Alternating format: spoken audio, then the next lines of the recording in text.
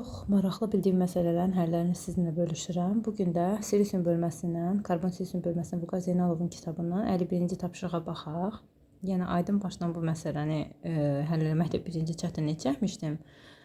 Nəyi burada qaçırdıram, nə burada fikir verməmişəm.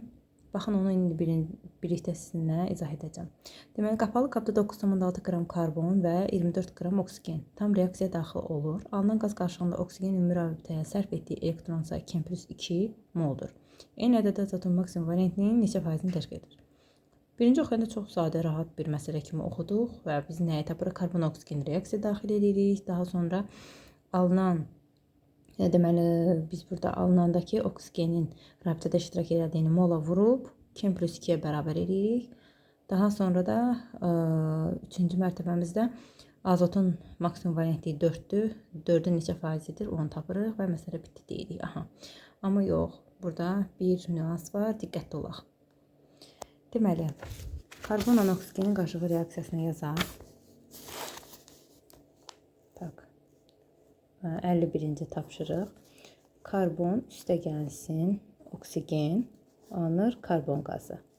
9,6 qram eləyir 0 tam. Gəlin bölək. 9,6-nı böldük 12-yə, 0,96-da 8, 0,8 tapdıq. 24 qram isə 0,75 eləyir mol. Mola çeviririk ki, məsələn, daha rahat eləyək.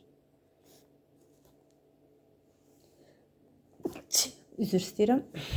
Deməli, gəlin biz burada yazaq. Başlanğıc sərf tarazı. Yəni ilk öncə biz 0,8 mol karbon götürdük, 0,75 mol oksigen götürdük. Sərf edirik 0,75. Bu 0,75 sərf olunursa, bu da 0,75 sərf olunur. Yerdə qalacaq 0,5 nə?